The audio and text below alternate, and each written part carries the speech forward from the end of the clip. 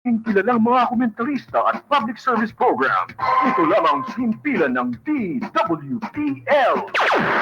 The proceeding program expresses only the opinions and views of its respective block timer, producer, radio announcer, writer, and production staff, and does not in any way reflect the views of this station. The station has advised the programmers to abide by broadcast laws and KBP rules.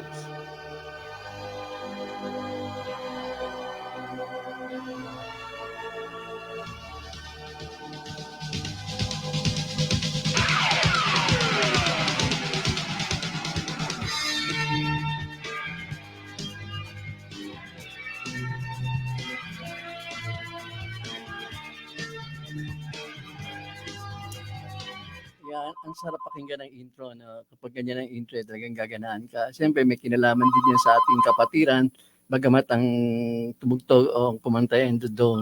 Ngayon, ako po ay nagpapasalamat na muling bumalik po sa Himpapawid ang programang Arangkada Kapatiran. At ako ay talagang nakikiusap po sa inyo na gawin po ninyong palagiang maging habit na mismo ang pakikinig tuwing araw po ng Sabado, alas 3 hanggang alas 4. Siyempre, ang programang Arangkada Kapatiran. At dito po, yung kapatiran, ang sasalita na talagang pinaka-importante sa mundo natin ay yung pong kapatiran. Sapagkat ito, hindi higit sa salitang pagkakaibigan o mga sa relasyon. Siyempre, kasi ang meaning ng kapatiran yan po ay parang sinasabi na rin ng yung brotherhood to all men. Kahit ng Bible yan ang sinasabi. Who is my brother? Sabi nga ng Panginoon. Ang kanyang kapatid yung mga doon, yung katulad niya na parehong ang mga adikain sa buhay at yung ginagawa ng pagtulong. At ang arangkada po ay ang ginagawa ay pagtulong sa ating mga kababayan. Lalo na ngayon, makakausap po natin, makakapanayan po natin. Makikita ninyo ang nag-iisang aming producer na direct from United States, New York, si Brad Jojo Kiawit. Ayan, pasok na po natin siguro. Pero bago yan, i-play po natin isang magandang video ng ating magandang kapatid, si Sisja Maldita. Ayan, play po natin muna si Sisja. Good morning to everyone.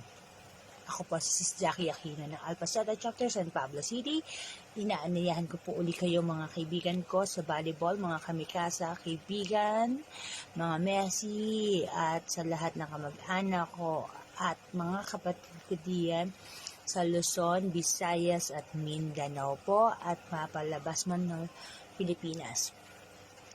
And again, inaanyayahan ko po kayo this coming Saturday na magkinig at mag-subscribe at suportahan po natin ang sariling ating radyo. Ang Radyo Kapatiran, DWBL 1242, alas 3 ng hapon hanggang alas 4 ng hapon po. Hosted by Brad Ronald Akal ng ating kapatiran.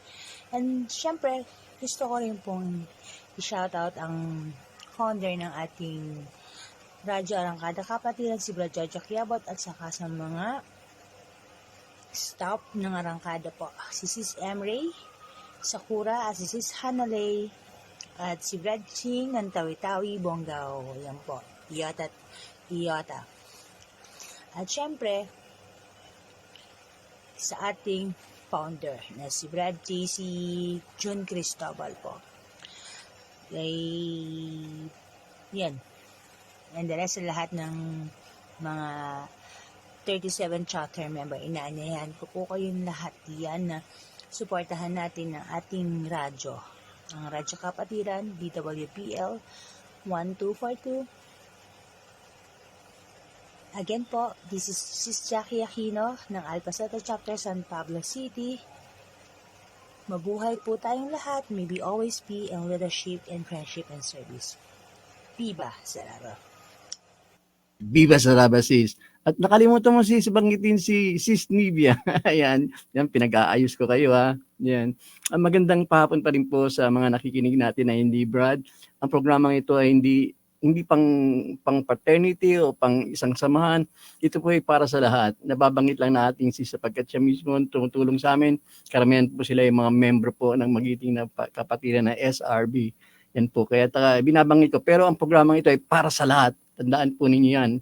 Lahat ng fraternity, lahat ng samahan, lahat ng organization, kahit na walang sec, kasama po rito sa ating ginagawa.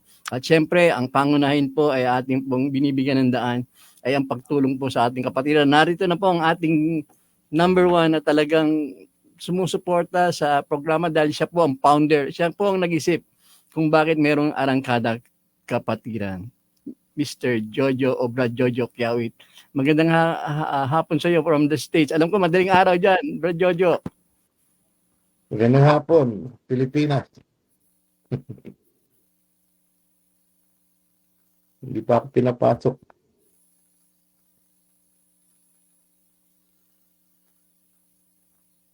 Nakamute yata.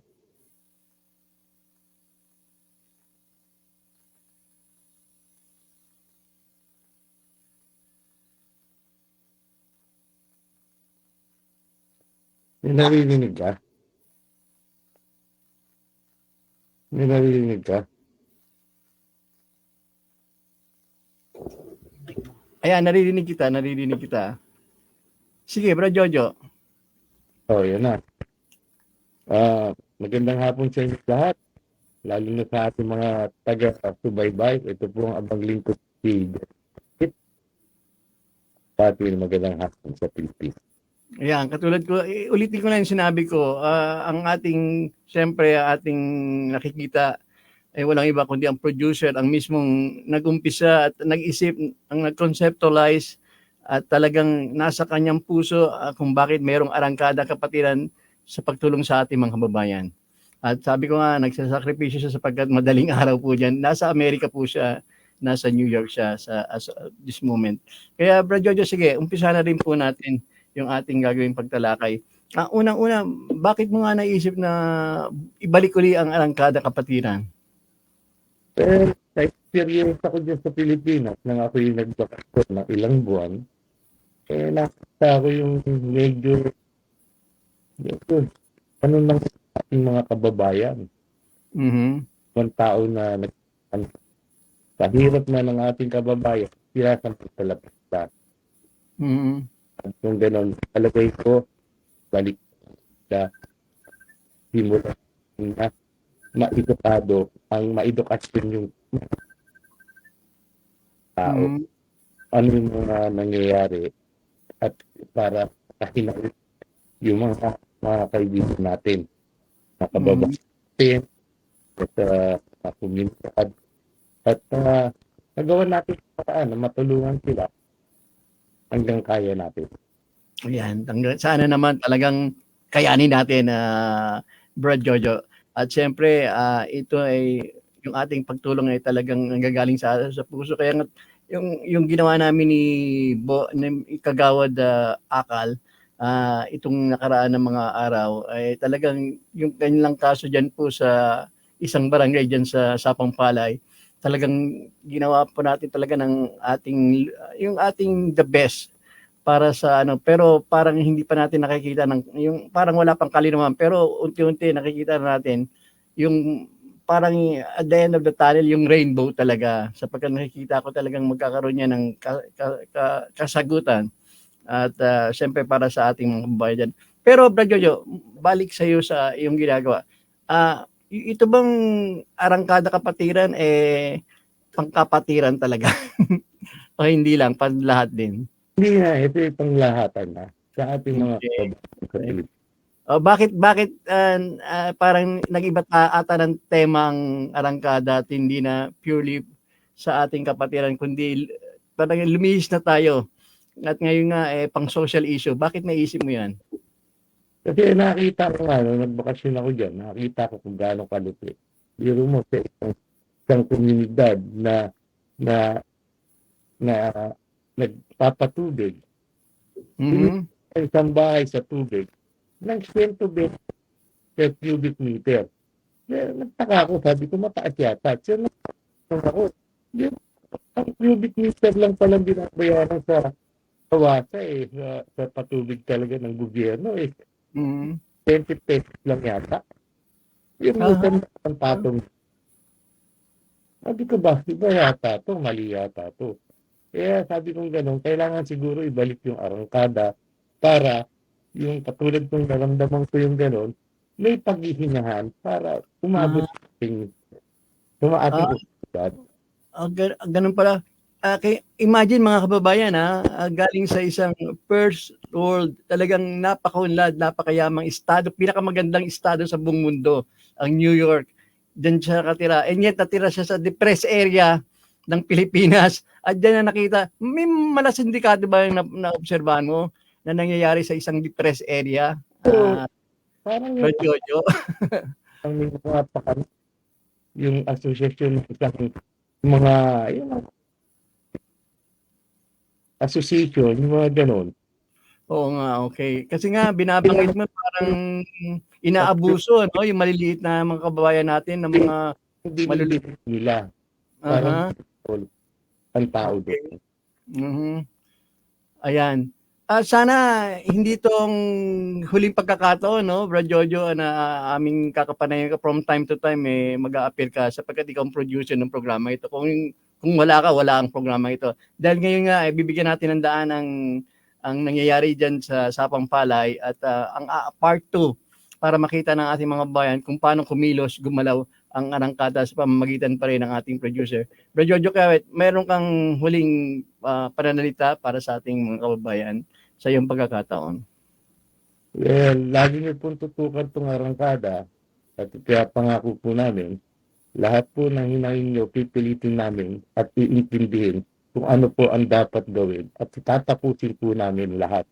Hindi po natin iiwanan sa isang ere, na isang interview lang at bukas bahala na kayo. Tama, tama. Po namin pong samahan, idulog sa mga opisina ng ating pamahalaan, gagawin natin. Yes, salamat. At yan ang talagang ang tema ng yan ang mission at vision ng Arangkada Kapatiran. Brad Jojo, maraming salamat sa iyo. Inspirasyon ka ng kapatiran at sana maging inspirasyon ka ng ating mga kababayan at sana may gawin ka pa sa Pilipinas. At iwan mo na ang Amerika. Pilipino ka at nandito ang puso ko. Alam ko, nandito ang puso mo. Pilipino tayo, nasa ang puso ko ay Pilipino. Wow, ang galing. Sige, maraming salamat, Brad Jojo. Viva Sarapan. Okay, papasok na po natin siyempre ang part 2 ng ating inumpisa na Kagawad Akal at ngayon may kasama siya. Sige, at bigyan mo muna ng siguro paumpisang pananalita. Bakit meron kang kasama ngayon, Kagawad Akal? Good morning po, Tito. Magandang po sa inyong programa. Ito po isa po to sa siya po isa sa dating membro ng lupon ng aming barangay na tumakbo siya noong nakaraang eleksyon. Hindi naman nagtagumpay.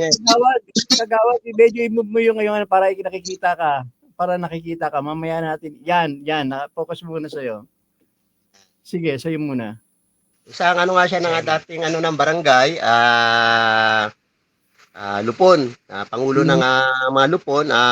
Tumakbo siya noong nakaraang eleksyon sa pagkakagawad, tapos hindi po siya nagtagumpay.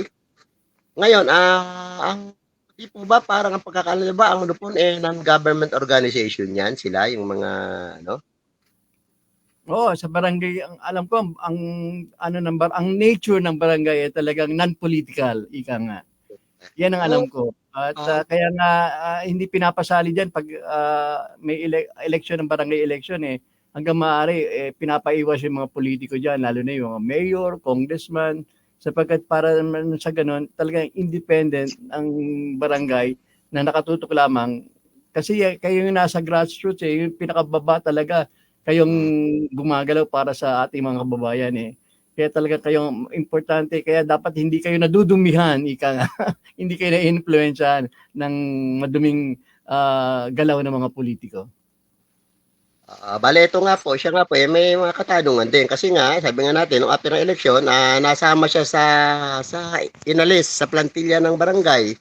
Mm-hmm. Na kayo nga po, Kaya nagtatanong sila na, 'di ba, sa kabila ng parang nag-resign sila pero 'di ba, parang temporary lang 'yun kasi sa mga tumakbo sa amin, meron namang ano, yung mga tumakbo na ibinalik po sa barangay.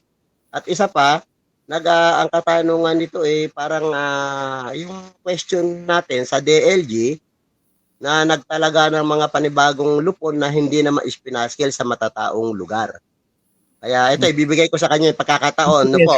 At mamaya babalikan kita sapagkat ang talagang naka-focus ang programang ito sa ginawa natin ito nakaraang araw para sa ganun makita nila kung paano tayo gumalaw kumilos dito sa Arangkada Kapatiran. Siyempre para sa kagandahan na din ng barangay ninyo at ng buong lungsod ng San Jose del Monte sapagkat talaga may future dan. Talagang rising city ang syudad na yan.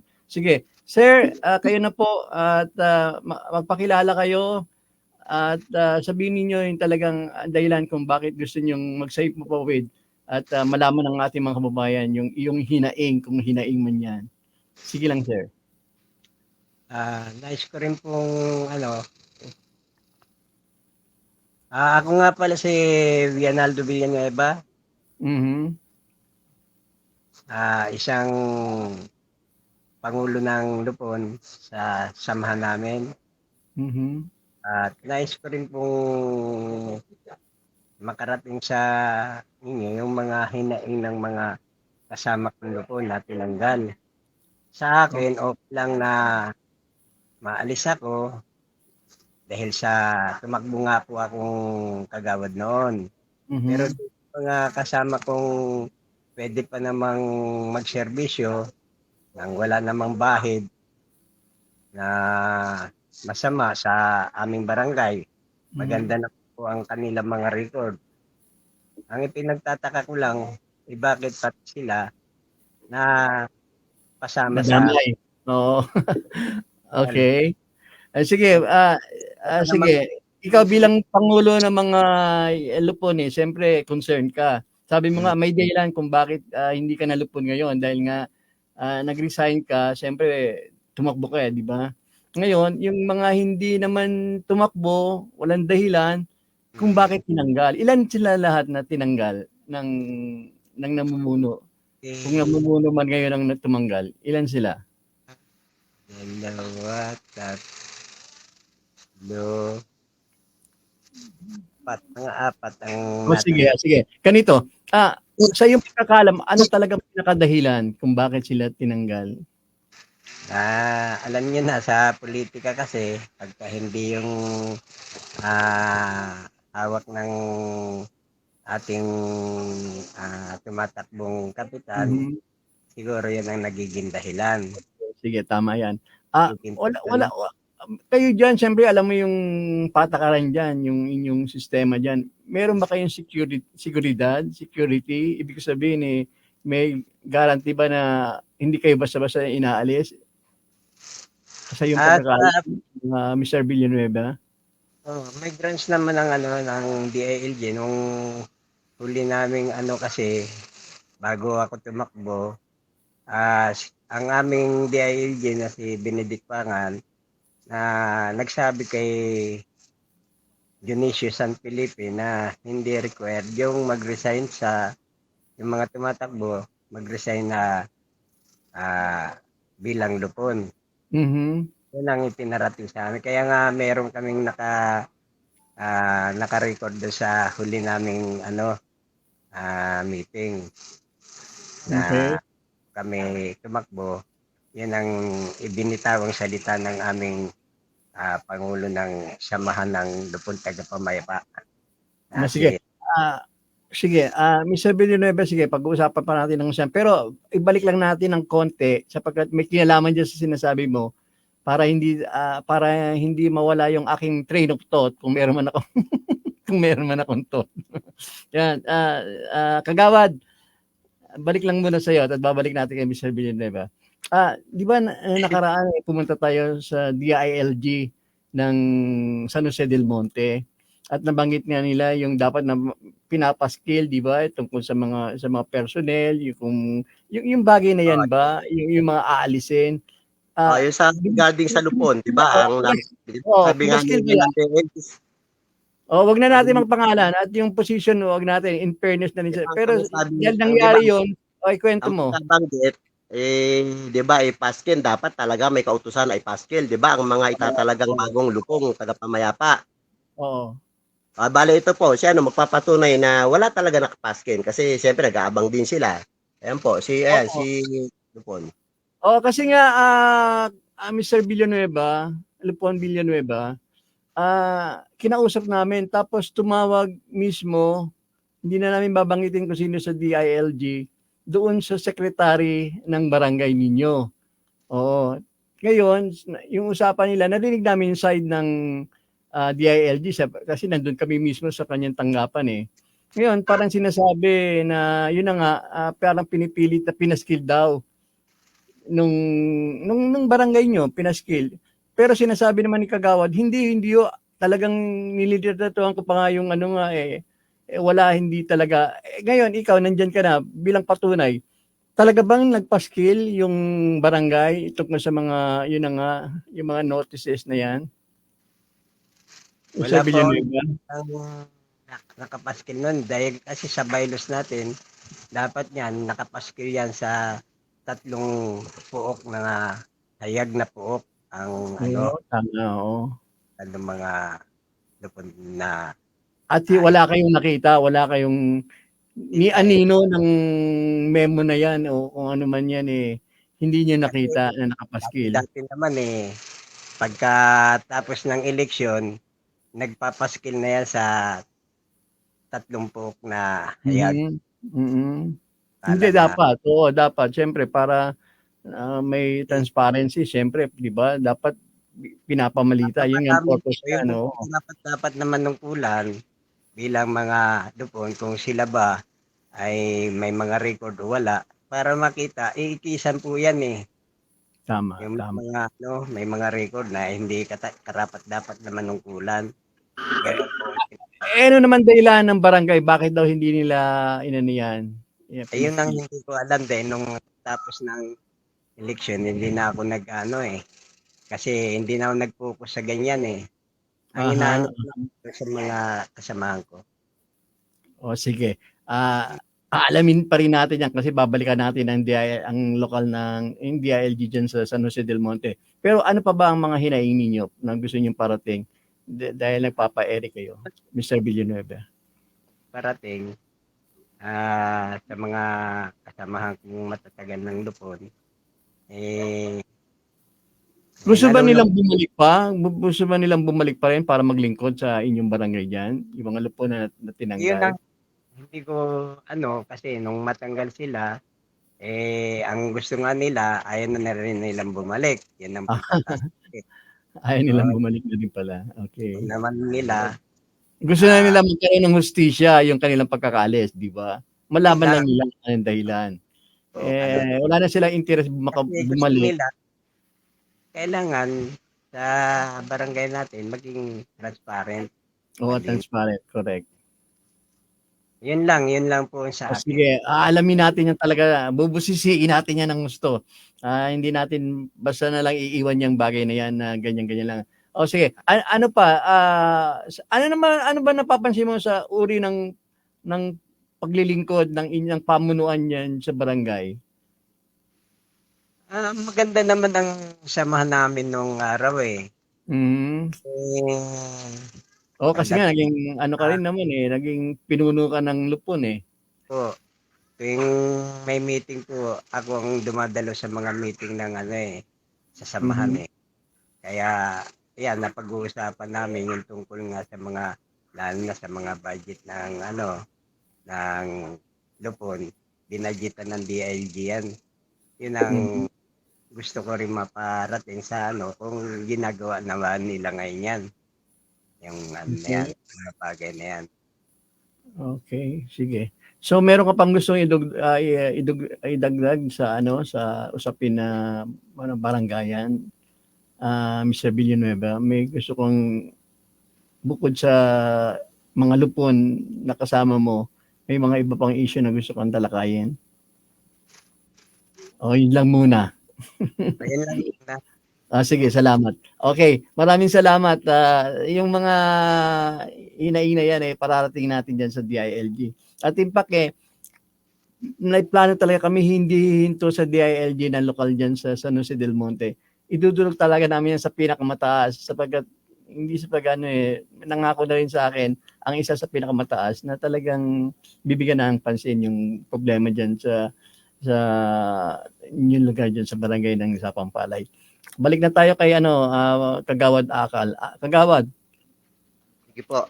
nagkaroon kayo ng session kanina. Baka may gusto kang sabihin. Naging maganda ba ang session yung kanina? Okay pa yung takbo ng session, wala namang na-open na regarding dun sa natin na yan. Okay, mabuti naman. Dinudulog natin na wala namang in-open. Smooth naman ng daloy ng session namin. Wala namang naging problem. Okay. Hanga ako sa naging ninyo session, naging professional at hindi yung mga personal. Saludo ko punong barangay. Saludo po ko sa inyo, sa inyong pamumuno at sa mga kasama mong mga kagawad. At wag yung personal, issue lang tayo. Ngayon, dahil sa issue lang tayo, talagang suriin natin ng gusto. Ano bang masasabi mo yung naging lakad natin? May napansin ka ba sa mga tanggapan na pinuntahan natin katulad ng hindi natin iiwasan pag-usapan to dahil yan ang ginawa natin para alam ng ating mga kababayan diyan sa accounting department ng inyong syudad. May napansin ka ba? Kasi ganito yan ang napansin ko na talagang kapansin-pansin. Ayaw niyang pumasok ang media. Siyempre nire-represent ko.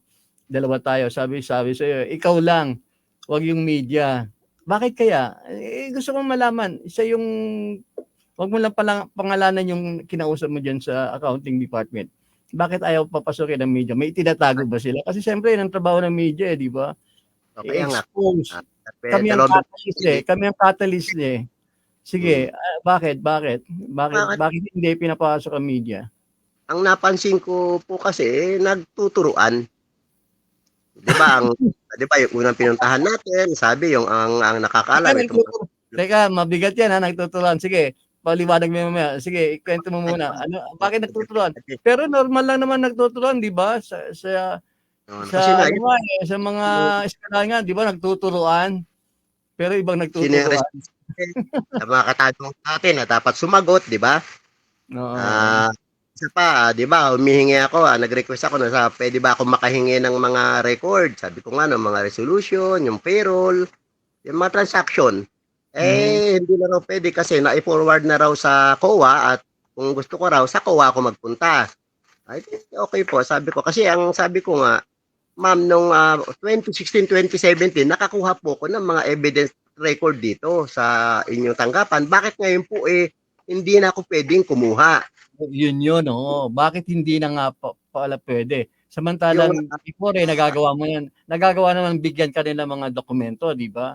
Importante yan Pagdating sa memo, wala nang umaamin, di ba? Na sinasabi na may memo binaba, di ba? Na wala na. Kaya ang talaga natin, sana, mabigyan tayo ng pagkakataon ng ating head ng DLG na talaga makausap natin siya kasi para maliwanagan natin sino ba talaga yung responsable. Kasi sinasabi nilang memo kagaya na nangyari sa, 'di ba, unang-una yung pagtatanggal sa 2 BFW na parang pagkasabi nga sa wala namang dahilan. Tapos yung sa hindi pagbibigay ng honoraria sa mga lupon. Pangatlo, pagpapalit sa mga lupon na wala namang ipinaskil talaga sa 3 matataong lugar. Okay. Sino ba yung responsable ng bagay? Yun ang gusto nating maliwanagan. Okay, Kagawad, ganito. Ang talagang ang pinaka-nature ng Arangkada Kapatiran, hindi natin kinukumpara ang ating sarili sa ibang radio program. Siyempre, may kanya-kanyang style yan. Yung mga announcer, may kanya-kanyang style. Sikat man o hindi. Ang Arangkada na maliit na programa sa Himpapawid sa Pilipinas, ang talagang gusto mangyari mag-iwan tayo ng isang bagay na parang yung sistema, hindi yung dahil yung matapang yung isang announcer o na talagang pag kinausap niya talagang may kasagutan. Hindi yun. Mali yun. Maling-mali yung ganung style. Dapat mag-iwan tayo ng tamang pamamaraan para nang sa ganun yung mga kababayan natin parang binibigyan ng parang template ika ngayon, parang halimbawa para nang sa ganun gawin nila dahil yun ang tama, di ba? Yung sistema na iiwan natin, katulad yung gagawin natin, talagang aayusin natin, malinaw, para kung may sumunod man na magrereklamo ng ganitong bagay, ganun ang gagawin, step by step. Kaya ngayon ang gagawin natin. Siguro pinakamaganda dyan ng Kagawad Akal, sumulat tayo. Katulad sa Amerika, mayroong Information Act. Parang susulatan mo talaga, nagre-request ka na i-provide ka ng mga dokumento. At hindi pwedeng iwasan niya yan, not unless yung dokumento na yon may kinalaman sa seguridad ng bansa, ng anumang bansa, di ba? Siyempre, bawal yon. Secret yun di ba? Yung mga confidential na information, highly confidential information. Pero yung mga bagay naman na walang kinalaman sa seguridad ng bansa, di ba, lalo na sa issue ng terrorism o anuman, hindi maapektuhan yung talagang pangunahing ng national security. Sana naman i-provide sa iyo o sa mga kababayan natin na humihiling ng mga dokumento. Sapagkat importante yan Paano ka kikilos, di ba? Paano natin malalaman? Di ba? Hindi natin naman sinasabi na i-ombudsman natin, wag. Wag. Naman sa di ba? Sabi natin, para mabago na yung system, kung meron mang di ba, malaman na hindi tama yung ginagawa, doon naman tayo Hindi naman natin sinasabi na hinatulan natin sila, hindi. Ano natin yung mga bagay na hindi na dapat magawa, na hindi tama, wag nang gawin. Yun na may yung punto natin dito. Yes, sabi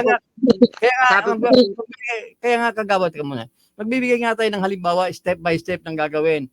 Para iiwan natin sa mga nakikinig na yun ang gagawin nila. Pag may mga problema, yun din parang gagawin nila. Para sa ganun, alam nila at hanggang sa dulo nga, kung maging magtagumpay man ang ating ginagawa, magkopyahin nila, di ba? Gayahin nila.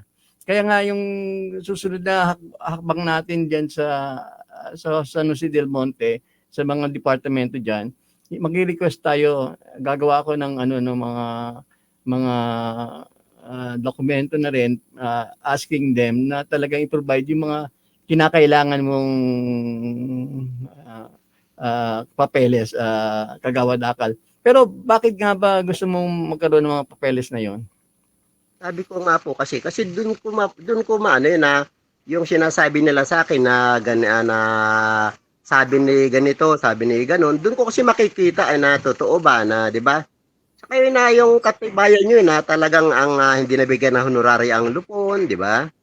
Doon makikita Tapos may mga bagay-bagay na, 'di ba? Doon nila tsaka yung mapapatunayan nila na wala silang ginagawang mali. Pag nakakuha ako kasi yun ang katibayan Sabagay. At isa pang bagay na napansin ko nga, 'di ba, nung dumulog tayo sa tanggapan ng DILG, ang ganda pa ng tanggapan ngayon, no? Dahil ang isa sa nakaposisyon diyan, isa sa pinakamataas diyan ay malapit sa atin.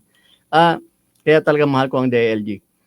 Ang nakapagtaka lang, yung ginawa ng DILG diyan na nung yung ating pinarating sa kanya yung ating, 'di ba, yung ikaw yung hinaing mo, yung reklamo, tinawagan niya kagad, di ba, yung secretary. Dapat doon, gumawa muna siya ng, di ba, nire-request ng official, ikaw na magkwento, anong nangyari ba noon? Tinawagan niya. At anong epekto ng pagtawag niya?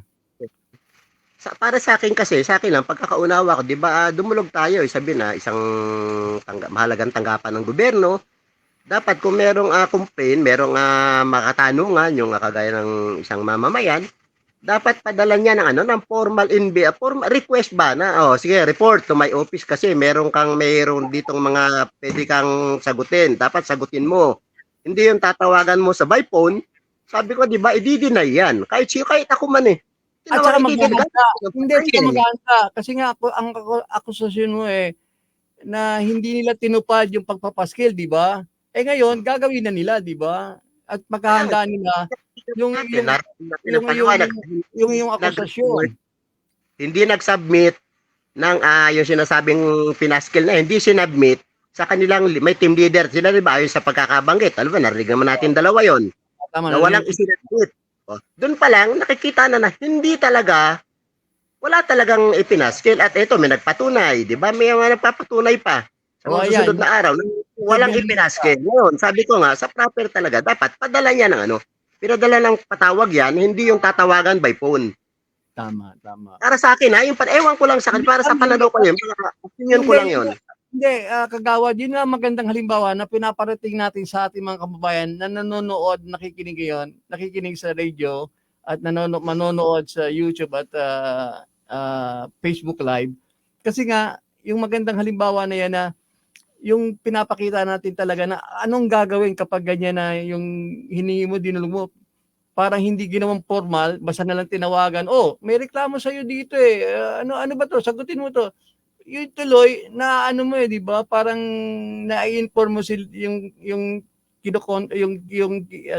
kung magrereklamo na maghanda sila kung paano ka sasagutin, di ba? Yun nga ang bagay na yun.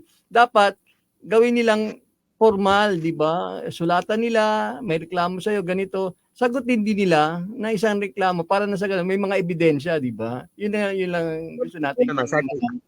Naman natin, wala namang binanggit na nandun tayo, pero alam nila na naka-live tayo nung ng mga sinundang araw. May idea na yon kung bakit nagtatanong sila, di ba? May idea na yung tao, bakit sila tinawagan sa ganong bagay. Hindi man sinasabi na nandun tayo, pero may idea that napanood yung live natin, napanood nila, di ba? Tama. Automatic na yun. At the same time, for security reason, hindi nila sasabihin, di ba, kagawad, na yung reklamo, siyempre sabihin, nandyan ba yung mga nagre-reklamo sa'yo? Kung nagkataon, may malaking yan, di ba? Sabihin natin na hindi biro na posibleng malagay sa alanganin yung mga nagre-reklamo, di ba? Kung sa bagay, tayo naman, mga akal, hindi naman tayo, malakas ang loob natin sa ganyan mga bagay dahil inumpisa niya ng iyong loob. Diba, sabi nga sa akin na hindi naman niya na nandun tayo, pero common sense. Alam nila bakit magtatanong ng gano'n kung walang nag-uusisa, di ba? Yeah. Common sense na lang. Pero sa opinion ko para yung aking na parang obserbasyon. Okay. Ako doon sa isang liwanagin mo ko rin muna kasi baka nagkakaroon ng pag-iisip ang ating mga kababayan dyan sa San Jose. Baka si Mr. Pangan ang tinutukoy natin. Hindi po. During that time, wala siya. Kaya't walang kinalaman si Mr. Pangan. In fact, kakausapin natin siya isa sa mga araw na to na personal para na sa ganun marinig natin sa kanya. In fairness naman sa kausap natin, sabi niya, hindi siya ang tamang taong kausapin. Pero siyempre, official siya. May kinalaman din siya sa mga bagay na dapat na ginagawa ng DILG local. Dapat alam niya rin at alam niya kung paano sumagot. Hindi pwedeng sabihin na ang nakakaalam lahat yung kanyang head. Di ba hindi? Napasweldo ka pa. Kung hindi ka rin, di ba, parang gagabay sa amin o sa mga maliliit. Maganda naman ang ni DLG Pangan. Maganda naman ang ginagawa dito sa city namin. Talagang maganda naman yung kanyang mga... Kala ko yung kausap natin. Yung kausap natin, siyempre, in fairness din. Yung pinaka-head, maganda naman niya. Talagang alam ko nga, magandang ginagawa ng Pangan. Isang maging matino ang panunungkulan. Hindi, alam ko nga. Gusto niya. Hindi yung kausap natin. Tsaka during that time na nandun tayo sa tanggapan niya, meron talaga silang isang importanteng pagpupulong. Kaya nga naiintindihan natin. Alam ko, pinaka-head ng DILG regional nandun at nandun din siya para umating nga ng meeting. Kaya nga hindi natin pwedeng ostorbohin. Sabi ko nga doon sa tanggapan niya, pwede bang i-text? Sabihin lang gano'n. Ay sir, hindi po pwede kasi importante yung meeting. Kaya nga, sangayon din naman tayo at hindi na natin inistorbo ang mabuti at makagalang-galang at talagang magaling na si Mr. Pangan ng San Jose del Monte DILG. Kaya nga po, hinihiling natin na sana mabigyan niya tayo ng pagkakataon na makaharap natin siya ng personal, yung hinaing natin, mapakinggan niya mismo, mabigyan niya tayo ng oras para sa ating Kasi ito yung napakahalagang bagay nito. Itong ating idudulog sa kanya na para sa kalinawan na rin ng mga nanunungkulan sa bawat barangay. Okay. Diba na? So, ayos lang naman sa atin iayos. Wala naman tayo sinasabing itama lang. Para kung naliligaw ng landas yung mga nagpapatupad, maitama. Tama. At alam ko naman, ang purpose mo yan bilang kagawad, sa pag-aayos na rin ng inyong di ba, ng kabuuan, lahat ng kagawad, maging maganda ang iyong pagtutulungan ng iyong punong barangay. hindi mo naman pinipersonal lang yung punong barangay. Alam ko, kilala mo naman dyan. Kasi isang maliit na lugar lang kayo dyan eh. Ang inaanap mo, Pero transparency. at the same time, nananawagan ako sa punong barangay, ma'am, please, binibigyan ka namin ng pagkakataon in the name of fairness na sagutin na rin ang yung mga sigalot sa area na to next Saturday kung maaari. Panawagan ko sa inyo. Siyempre, gagawa din tayo ng formal letter at papunta ko dyan para ibigay mo kagawad sa tanggapan ni punong barangay yung ating request para mapakinggan siya, di ba? Oh, yung para kung ano man may ayos, 'di ba? Kasi kaya ang problema dapat inaayos ang problema, may 'di ba? Alam nating tutuwid lang naman natin yung mga problema, 'di ba? Para hindi na maulit sa mga darating na panahon. Tama. Para na sa ganun hindi naman kasi kapag magulo ang barangay, kawawa yung mga maliliit, di ba? Umaasa kaya mayroon tayong mga ganyan mga barangaya na sistema, di ba? Para sa mga kababayan natin na maliliit, yung walang kakayahan sa mga bagay na talagang na pwede nilang gawin. Okay. Yung sabi ko nga po, baka kagaya, siyempre gusto nating makatulong kasi talaga naman kagaya ng BSW, naglilingkod ng tapat yan eh, napakatagal na. Yun ang isa rin na pinaglalaban natin dito yung mga kababayan sa sarili natin. Hindi totally sarili natin, meron mang part pero ang talaga rito, gaya nga ng mga lupon, ng mga nanay tatay na natin yan, yun lang kaya tayo nagtatanong kung ito natin man yung tamang kasagutan. Yung sinasabi nga ni Mr. Villanueva, yung 4 na lupon na inalis din, bukod sa dalawang, yung sa barangay health na inalis din, yung nakapanayan natin na ang isa dyan, siyempre yung pamangkin ko na si Tess. At siyempre, idudulog din natin at magkaroon din ng hustisya yung kanilang pagkatanggal diyan sa kanilang minamahal na na tungkulin. Ilang taon nilang hinawakan niya? 20 years, yung isa naman 19 years, basta mo nilang tatanggapin. Pero sige, balik din tayo kay kay Kagawad kay Lupon Villanueva. Lupon, ilang taon na po din kayo naging lupon diyan sa barangay na yan? 19 years na po. Ha? 19 years na akong lupon. Tagal na rin pala, no? 23. Pagkaalis ko, for 20 years na sana. Namimiss mo yung trabaho na, ano ba trabaho ng lupon? Ano muna? Para may idea. Doon sa mga, may mga sigalot, may mga kaso, isinisettle po namin yan. Kaya minsan, yung mga kaso, hindi na nakakarating sa taas yan. Sa mga barangay pa lang, na-isisettle na namin. Pero ang tanong ko ngayon, Lupon Villanueva, kayo nagsisettle, pero yung problema nyo pa, mukhang hindi ata na-settle. Sige nga, ano ka dyan? Yung honest mo, yung honest na opinion. Bakit? Kasi trabaho mo yan, siyempre sanay ka dyan, 19 years, perfect yan. Daig mo pa yung mga ibang judge sa korte, na mga bago lang.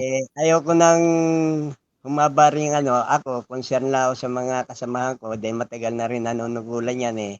Pero sa akin, okay na rin yung sa akin na para makapagpahinga na rin. Sige, ganito na lang, Lupon Villanueva. Bilang lupon na naging lupon ng 19 na taon, ano yung kadalasang, ano lang to, no? Yung, may iban lang natin. Anong kadalasan na dinudulog sa inyo dyan? Yung pinag-uusapan dyan? Sa lupon ng barangay? Away-away mag-asawa, mga ganun. Anong pinakamataas na na talaga pinag-uusapan? Yung utang ang pinakamarami. Nako, kung taga dyan pala ako, kasama ako. Kaya nangyayari, dito sa barangay, para hindi na makarating sa taas, yung utang, bayaran na lang para matapos na. Tama. Ano ba hanggang anong magkano bang dapat yung pag-usapan? Siyempre, kapag na yan, 50 million, totoo yan. Hindi na kaya pataas. Kaso na yan ng mga hindi na sa barangay yan hanggang anong limit na dapat 5,000 pataas, dapat yan hindi na sa barangay.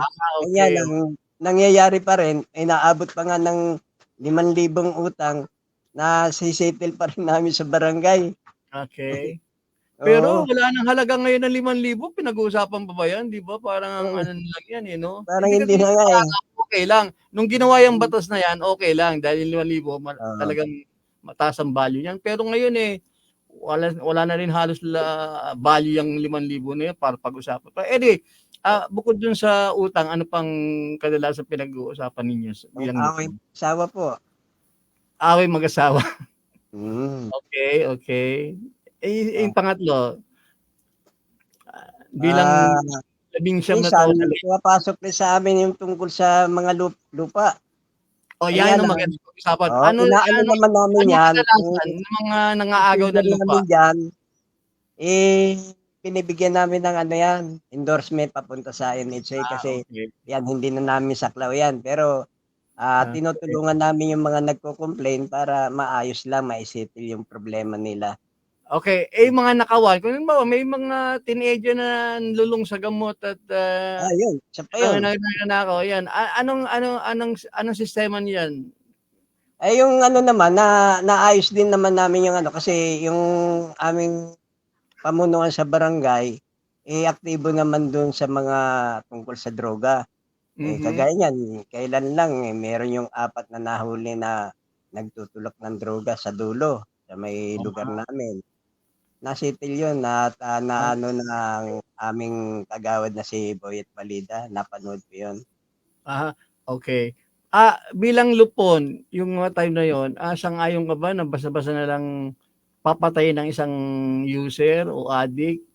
Hindi, wag na yun. Masyado matinding issue na yan. Baka sa tayo mapunta. Maraming salamat sa iyong paglilingkod. Sana na magkaroon ka pa ng magkakataon. Kailangan siguro ng barangay ang iyong wisdom sa pagsagot at pag-settle ng mga problema dyan sa iyong barangay.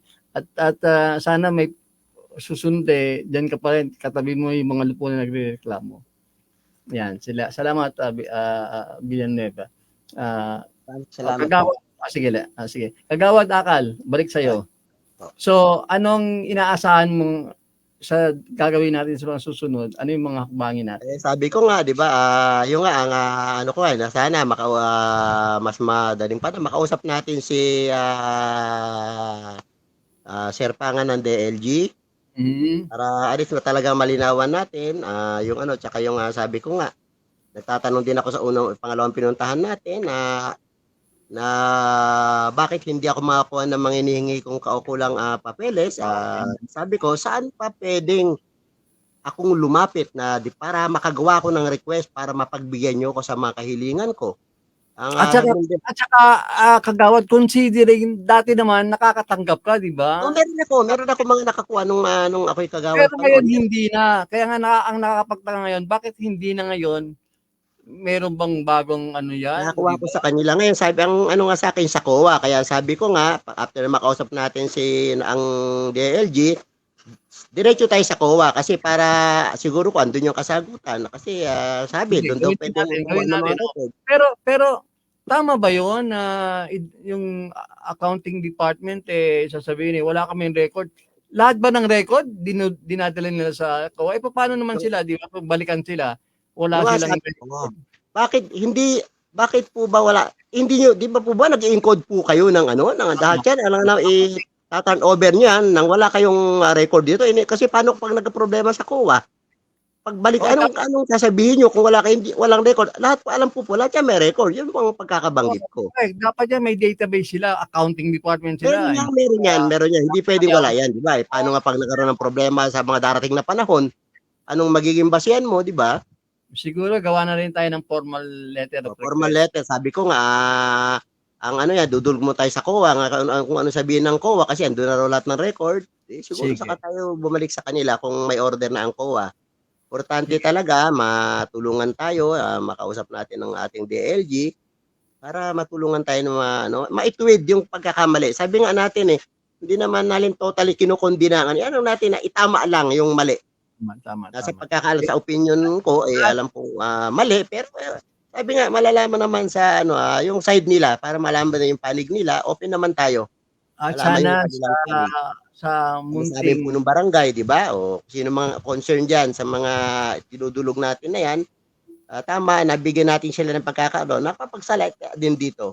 Yes, sana Maano makatulong ang arangkada sa mga bagay na yan, no? Yun nga, yan na na may sinasabi ayos ko lang. kanina. Sa akin nga po, may ayos lang natin, para hindi na mangyari sa mga susunod na panahon. Ngayon, At saka kung hindi ano na, kagawad nakal, saka hindi lang sa barangay ninyo, kundi sa lahat ng barangay ng buong Pilipinas na yung maging maayos, di ba? Yung kaya nga yun ang purpose yung tamang pamamaraan, sistema para maging halimbawa template sa lahat na rin ng barangay, di ba? Na makatulong ang munting programang arangkada nga na maging halimbawa para sa lahat. Yan ang purpose talaga ng arangkada, makatulong. Kaya sabi ko nga, 'di ba, na kanong kaharap natin, 'di ba, nung pinuntahan natin una, 'di ba, ang sabi ko, 'di ba, na question nga ko yung sabing duty na iba, ang sabi ko, 'di ba, sa ating local government code, wala naman nakalagay doon. Magjo-duty ako sa barangay, hindi ako pwedeng mag-settle ng kaso kasi wala yun sa aming trabaho. Hindi ako pwedeng mag-sign kasi wala yun sa... Ay, yung programa, hindi, baka kasi, kaya minsan piniputol kita, kasi siyempre ako, wala akong papel dito dyaryo lang doon kabibili ko. Wala man lang akong ballpen para i-note yung ano. Ang ibig ko lang sabihin, baka mawala sa aking isipan yung bagay na to.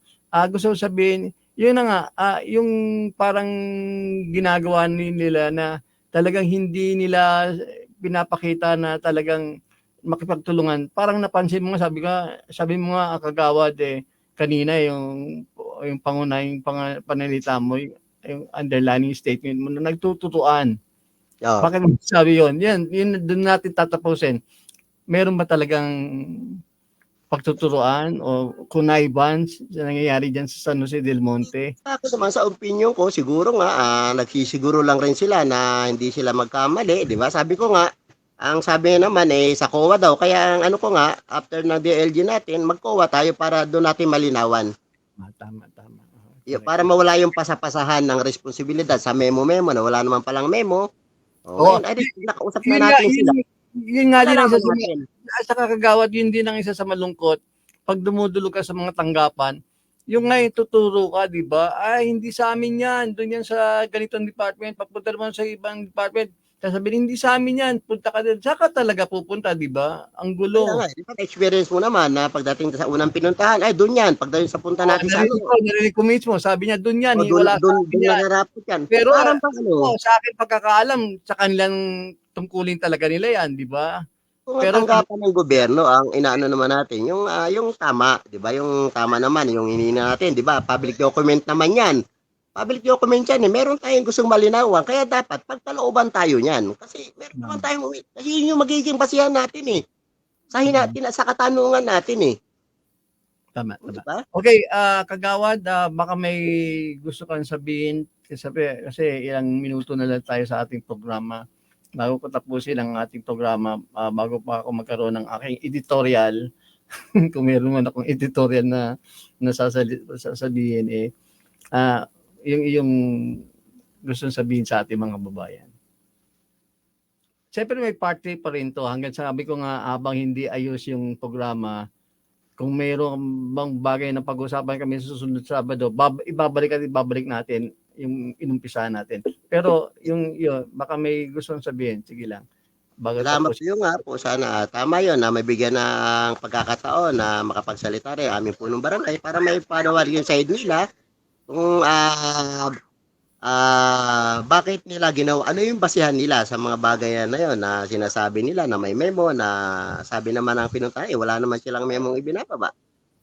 Yun lang. At saka, at saka kagawad, yung importante rin, magkaroon ng kasagutan yung naalis. Kasi masakit yan para sa kanila, di ba? Yung 4 na lupon. Sabi ko, ang natin dito yung tinanggal. Yung, lalo, sabi nga natin, kasama yung 2 BSW, kasama yung ating mga lupon na sabi nga, siyempre, hindi naman sila talaga makapaglabas ng hinaing sa harapan. Siyempre, lalo may mga edad na yan. Tama. Siyempre, sa kalooban nila kaya dapat mabigyan ng malinaw na kasagutan. Yun lang naman ang hinihingi natin, di ba? Sana nga, magsalita ang ating punong barangay, ano naman yung side niya, yung panig niya, hindi lang yung panig ng namin o panig ng mga BSW na mga apektado rito, pati yung side niya para sa maging malaya masakit talaga ang ginawa nila lalo na sa mga tulad namin senior. Nakangiti yung ating gwapong technician. Ayan, sige, ano pa ba, Kagawad? Basta yun lang, sabi ko nga sa lalong madaling paano, mabigyan na mo nyo ng pansin ng programa ninyo na sana makausap na natin yung dapat nakakausapin, mapaano natin yung dito sa lugar namin. Sabi nga yung pinuntahan natin na makakuha tayo ng mga makakuha tayo ng tamang kasagutan sa ating mga katanungan. Ayan. Maraming salamat at hindi pa to ang huli. Sabi ko nga, talagang may katapusan to. Yun ang pagkakaiba natin sa ibang programa, pang television man o pang radyo, na kung ano yung umpisa natin, may kasagutan yan hanggang dulo. May ending, ika nga. Hindi man maganda o maganda man, basta may ending. Maraming salamat kay Mr. Villanueva, ang punong lupon sa inyong barangay, at sa iyo, Kagawad Akal. Maraming salamat. At babalik na po. God bless po sa inyo. God bless po sa inyong programa. Yeah, be blessed. Okay. Ingat po kayo palagi. Okay, salamat.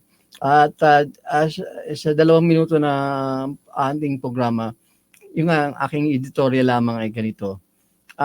Ang aming inumpisahan ay tatapusin po namin. Hindi namin iiwan to na nakahang. Hindi po ganun ang aming sistema. Kaya sana tutukan po ninyo, huwag kayong magsawa hanggang sa magkaroon ng kalutasan. Hindi to pagalingan, hindi. Kundi yung mag-iiwan tayo ng isang, ano ba talagang tamang sistema.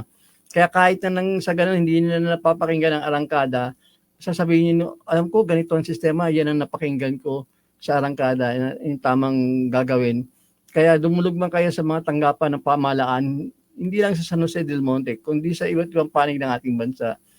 Para yung sistema po yan. Sa isang batas natin, mayroon tayong isang saligang batas at siyempre may mga Republic Act na ating sinusunod. At yan po ang aking masasabi naman. Siyempre sa ngalan po ng ating producer kanina, si Jojo Kiawit, sa ngalan ng talagang pangunahing nakikinig at nanonood na kahit na wala ang programa ng time na noon, laging nagme-message sa akin, si Brad Ramon Victorino. Brad Ramon, salamat at hindi mo ko iniiwan. Salamat sa iyo. At syempre sa ngalan ni Sis Ja Maldita, Sis Amy Ray Sakura, Hanalay, Sis Nibia, ito po ang inyong lingkod, Ronnie Akal. Maraming salamat. Viva Saraba po.